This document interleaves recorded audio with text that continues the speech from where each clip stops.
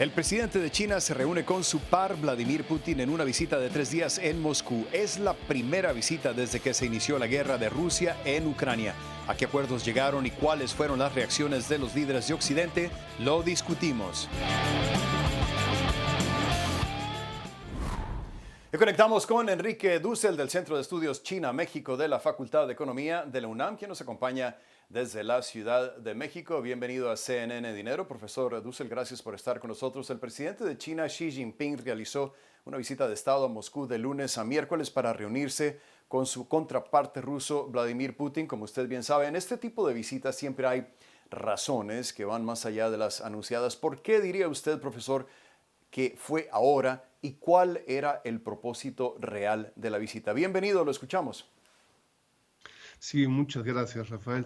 Mira, los dos mandatarios se han reunido 40 veces en los últimos más de 10 años, y la situación actual claramente refleja un gran espaldarazo o apoyo del presidente Xi Jinping a Rusia en las situaciones actuales. Yo te diría los principales resultados de este largo encuentro, muy intenso, horas y horas de reuniones entre estos dos amigos, como ellos se autodefinen. Los resultados son sobre todo una cantidad de nuevos acuerdos en la alianza estratégica que ambos países han tomado desde hace más de 20 años, ¿no?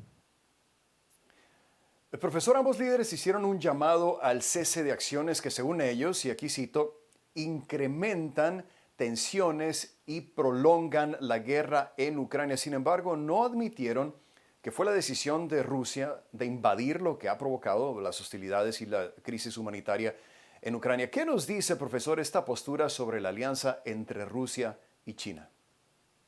Claro, detrás de ello está la creciente función y el rol de China en el ámbito internacional. China ha lanzado un grupo de iniciativas de desarrollo para la seguridad nacional.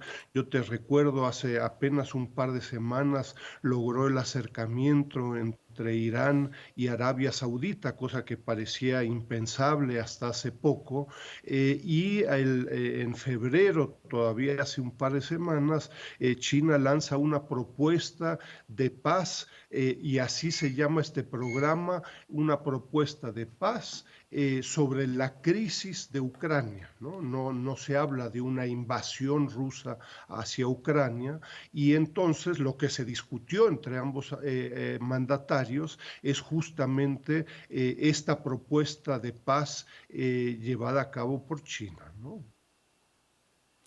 Sí, y es importante también aquí, profesor, hablar sobre el gran elefante en el cuarto, que es el hecho de que el viernes 17 de marzo la Corte Penal Internacional emitió una orden de arresto contra el presidente de Rusia, Vladimir Putin. En este contexto, profesor, ¿qué significó el hecho de que el presidente de China, Xi Jinping, lo visitara apenas 3 días después? ¿Cuál era el mensaje para Occidente?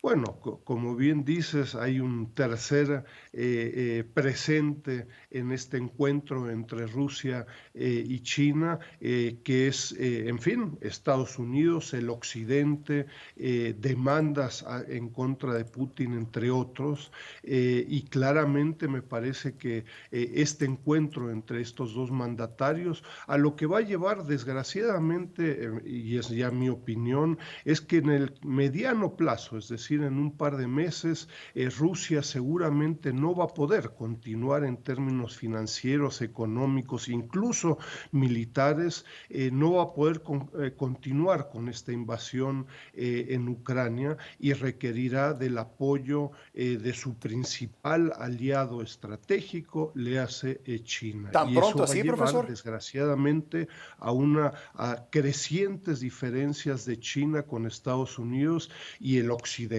¿no? ¿Tan pronto así? ¿Dijo 2 meses? o en un par de meses, es decir, en el mediano plazo, en el transcurso del 2023. Yo te recuerdo al año de la invasión de Rusia a Ucrania, pues realmente, incluso estrictamente en términos militares, la invasión ha sido un gran fracaso. Originalmente Rusia tenía pensado conquistar, invadir, llegar hasta aquí, hasta la capital de Ucrania, y se ha concentrado en una región bastante pequeña y se ha enfrentado a un masivo apoyo por parte de la Unión Europea, Estados Unidos y el Occidente. Rusia no ha logrado su cometido, incluso militar. Ciertamente, profesor. Ahora, desde el punto de vista económico, después de todo esto es un programa de finanzas, cuando Rusia enfrenta múltiples sanciones por parte de Estados Unidos y la Unión Europea, precisamente debido a la invasión en Ucrania, ¿qué significa esta alianza, por lo menos en apariencia, entre Rusia y China? Me parece que de nuevo el apoyo que ofrece el presidente Xi Jinping a Rusia y al presidente Putin debiera de cierta forma tranquilizar en el medio económico, financiero, pero también en términos de la proveeduría que China le ofrece a Rusia, debiera ser una gran tranquilidad en cuanto a que Rusia va a poder continuar contando con el importante apoyo de China en todos los ámbitos, ¿no?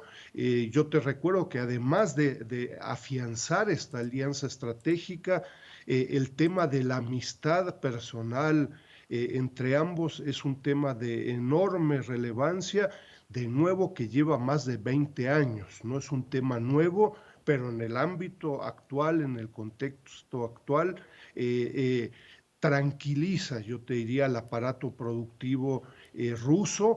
Ojo, las medidas por parte de Estados Unidos y el Occidente son cada vez mayores, ¿no?